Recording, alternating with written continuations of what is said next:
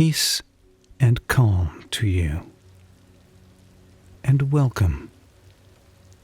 My name is Timothy, and I'm here to share a moment of rest with you. This is your time, a gentle pause at the end of the day, to let go, to soften, and to prepare for deep, nourishing sleep. Tonight, we'll be reading from Birds Every Child Should Know. A gentle and educational work filled with descriptions of nature's wonders. Close your eyes and picture yourself under a wide night sky. The stars sparkle gently above, and a cool, calm breeze brushes against your skin. With every breath in, imagine drawing in the stillness of nature. With every breath out, imagine letting go of tension, as if the breeze is carrying it far away. The ground beneath you is steady, the night air protective and kind. You are safe, supported, and surrounded by peace.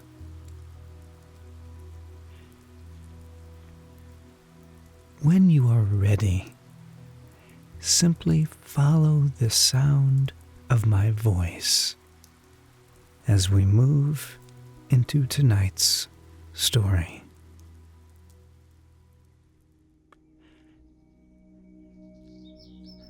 Birds are the most interesting of all animals to watch.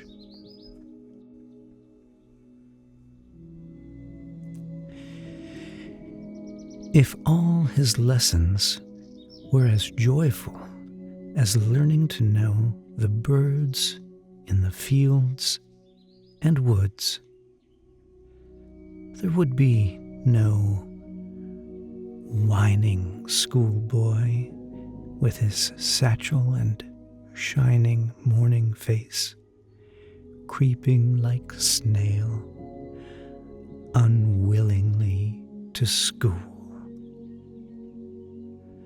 Long before his 9 o'clock headache appears, lessons have begun. Nature herself is the teacher, who rouses him from his bed with an outburst of song under the window,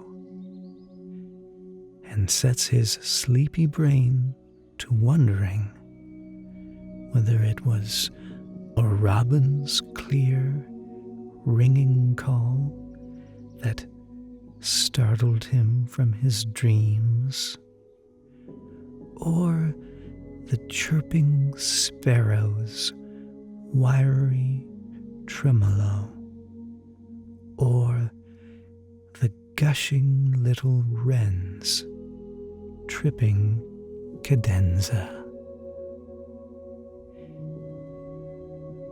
Interest in the birds trains the ear quite unconsciously. A keen, intelligent listener is rare, even among grown-ups. But a child who is becoming acquainted with the birds about him hears every sound and puzzles out its meaning with a cleverness that amazes those with ears who hear not. He responds to the first alarm note from the nesting bluebirds in the orchard and dashes out of the house to chase away a prowling cat. He knows from afar the distress cause of a company of crows, and away he goes to be sure that their persecutor is a hawk. A faint tattoo in the woods sends him climbing up a tall, straight tree with the confident expectation of finding a woodpecker's nest within the hole in its side.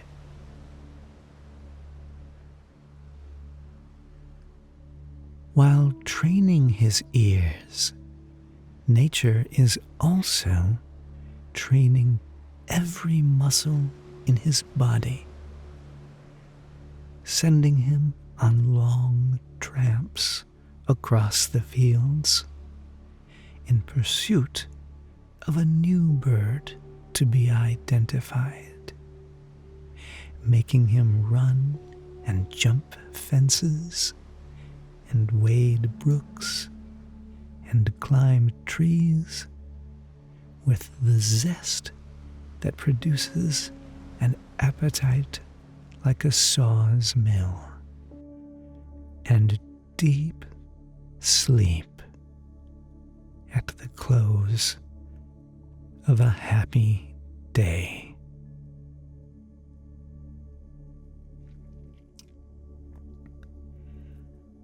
When President Roosevelt was a boy, he was far from strong, and his anxious father and mother naturally encouraged every interest that he showed in out-of-door pleasures. Among these, perhaps the keenest that he had was in birds.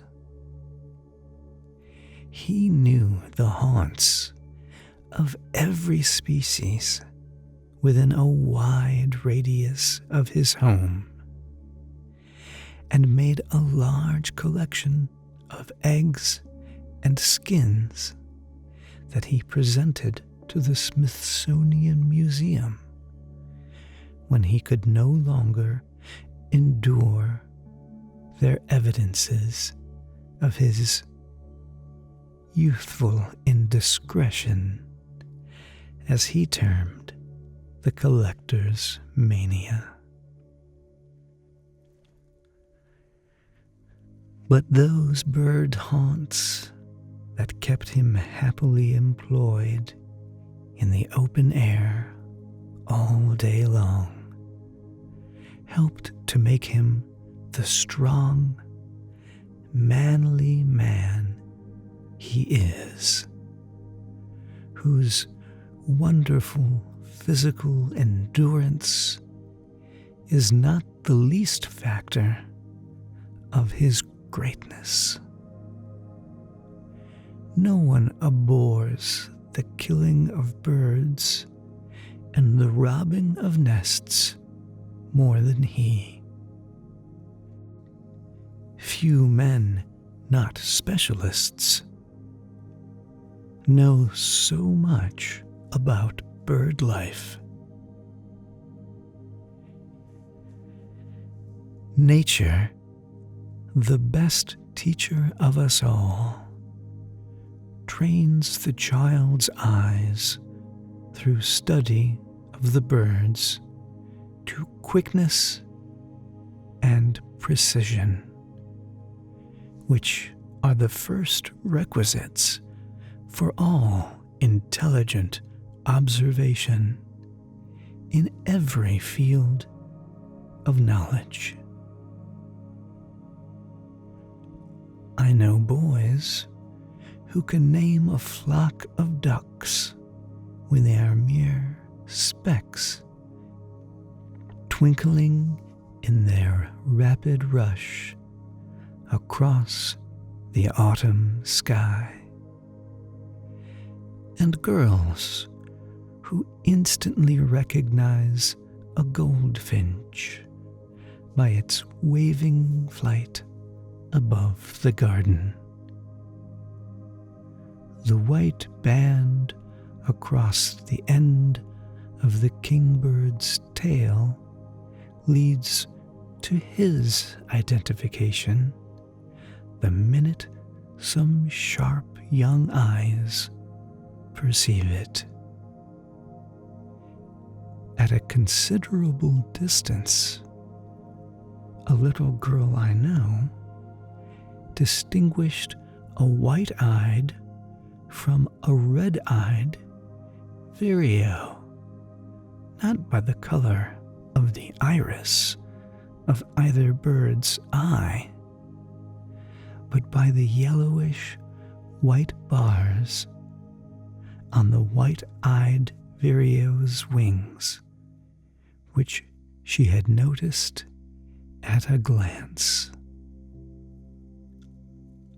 Another girl, named the yellow-billed cuckoo, almost hidden among the shrubbery by white thumbnail spots on the quills of his outspread tail, where it protruded for a second from a mass of leaves. A little urchin from the New York City slums was the first to point out to his teacher, who had lived 20 years on a farm, the faint reddish streaks on the breast of a yellow warbler in Central Park. Many there are who have eyes and see not. What does the study of birds do for the imagination, that high power possessed by humans alone, that lifts them upward, step by step, into new realms of discovery and joy? If the thought of a tiny hummingbird, a mere atom in the universe, migrating from New England to Central America, will not stimulate a child's imagination, then all the tales of fairies and giants and beautiful princesses and wicked witches will not cause his sluggish fancy to roam. Poetry and music, too, would fail to stir it out of the deadly commonplace.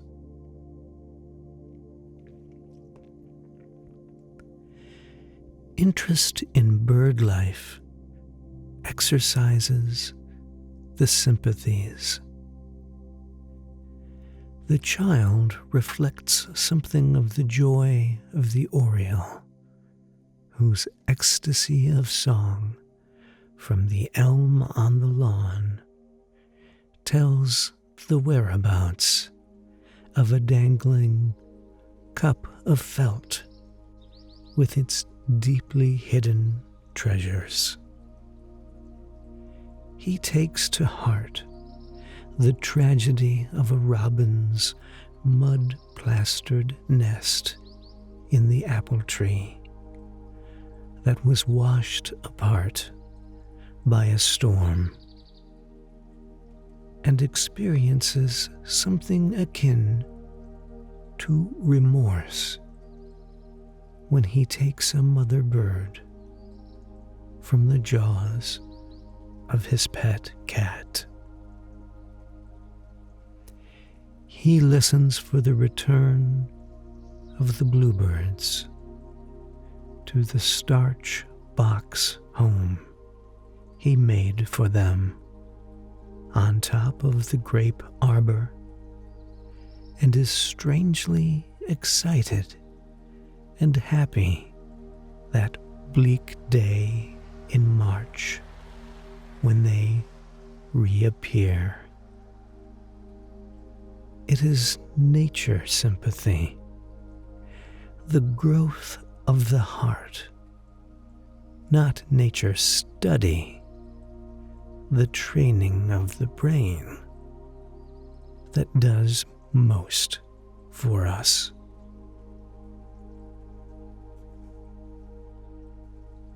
The first bird we shall know is the American robin.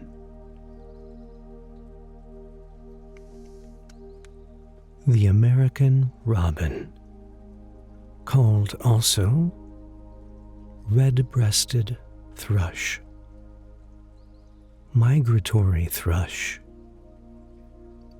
robin redbreast.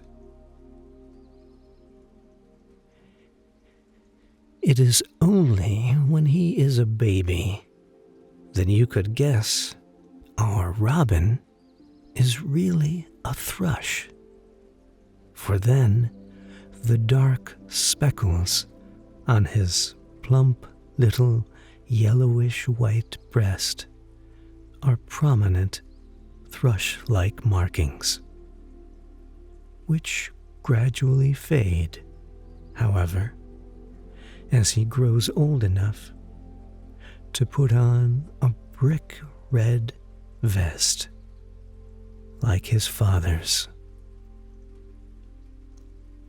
The European cock robin, a bird as familiar to you as our own, no doubt, because it was he who was killed by the sparrow with the bow and arrow, you well remember, and it was he who covered the poor babes in the woods with leaves, is much smaller than our robin, even smaller than a sparrow, and he is not a thrush at all.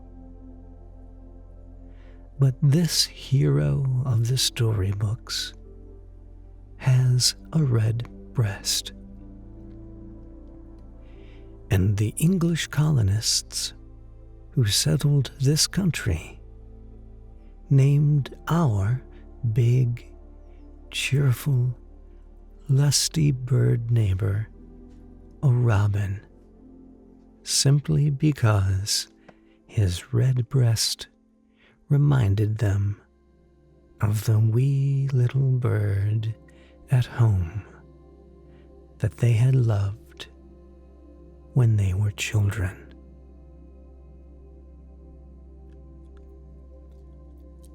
When our American robin comes out of the turquoise blue egg that his devoted mother has warmed into life, he usually finds 3 or 4 baby brothers and sisters huddled within the grassy cradle. In April, both parents worked hard to prepare this home for them. Having brought coarse grasses, roots, and a few leaves or weed stalks for the foundation, and pellets of mud in their bills for the inner walls, which they cleverly managed to smooth into a bowl shape without a mason's trowel, and fine grasses for the lining of the nest. They settled it onto the limb of an old apple tree. Robins prefer low-branching orchard or shade trees near our homes to the tall, straight shafts of the forest. Some have the courage to build among the vines or under the shelter of our piazzas. I know a pair of robins that reared a brood in a little clipped bay tree in a tub next to a front door where people passed in and out continually.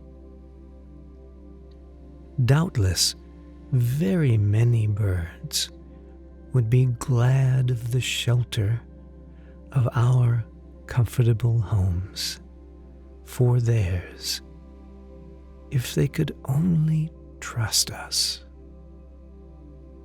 Is it not a shame that they cannot?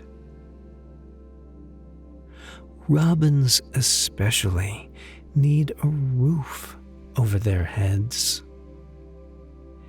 When they foolishly saddle their nests onto an exposed limb of a tree, the first heavy rain is likely to soften the mud walls and wash apart the heavy, bulky structure when down tumble babies and cradle and all.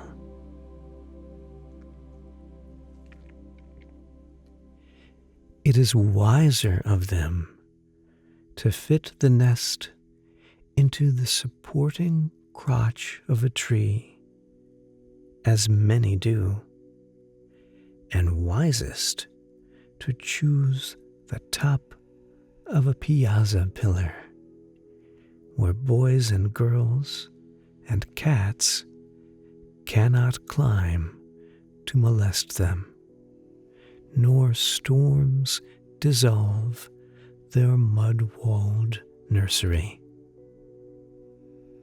There are far too many tragedies of the nest after every heavy spring rain.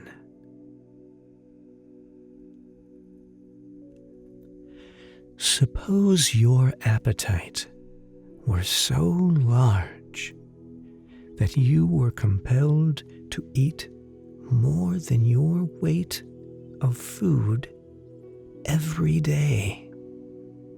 And suppose you had 3 or 4 brothers and sisters, just your own size, and just as ravenously hungry.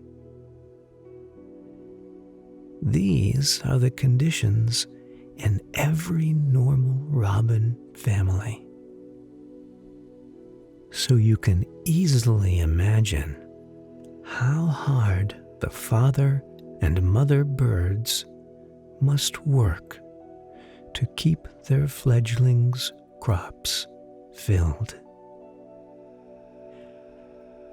No wonder robins like to live near our homes, where the enriched land contains many fat grubs, and the smooth lawns that they run across so lightly make hunting for earthworms comparatively easy.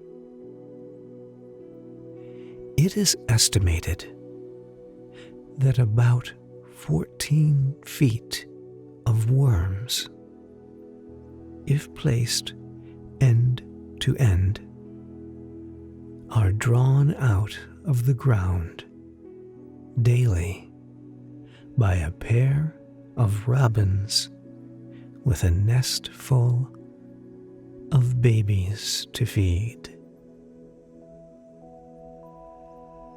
When one of the parents alights near its home, every child must have seen the little heads with wide stretched yellow bills hop up suddenly like jacks in the box. How rudely the greedy babies push and jostle one another to get the most dinner, and how noisily they clamor for it. Earthworms are the staff of life to them, just as bread is to children. But robins destroy vast quantities of other worms and insects more injurious to the farmer's crops, so that the strawberries and cherries they take in June should not be grudged them. A man of science who devoted many hours of study to learn the great variety of sounds made by common barnyard chickens in expressing their entire range of feeling, from the eggshell to the axe, could entertain an audience delightfully for an evening by imitating them. Similar study applied to robins would reveal as surprisingly rich results, but probably less funny. No bird that we have has so varied a repertoire as Robin Goodfellow, and I do not believe that any boy or girl alive could recognize him by every one of his calls and songs. His softly warbled salute to the sunrise differs from his lovely, even song just as widely as the rapturous melody of his courting days differs from the more subdued, tranquil love song to his brooding mate. Indignation, suspicion, fright, interrogation, peace of mind, hate, caution to take flight. These and a host of other thoughts are expressed through his flexible voice. Toward the end of June, you may see robins flying in flocks after sundown. Old males and young birds of the first brood scatter themselves over the country by day to pick up the best living they can. But at night, they collect in large numbers at some favorite roosting place. Oftentimes, the weary mother birds are now raising second broods. We like to believe that the fathers return from the roosts at sunup to help supply those insatiable babies with worms throughout the long day. After family cares are over for the year, robins molt. And then they hide, mope, and keep silent for a while. But in September, in a suit of new feathers, they are feeling vigorous and cheerful again, and gathering in friendly flocks, they roam about the woodland borders to feed on the dogwood, chokecherries, juniper berries, and other small fruits. You see, they change their diet with the season. By dropping the undigested berry seeds far and wide, they plant great numbers of trees and shrubs as they travel. Birds help to make the earth beautiful. With them, every day is Arbor Day. It is a very dreary time when the last robin leaves us, and an exceptionally cold winter when a few stragglers from the southbound flocks do not remain in some sheltered, sunny woodland hollow.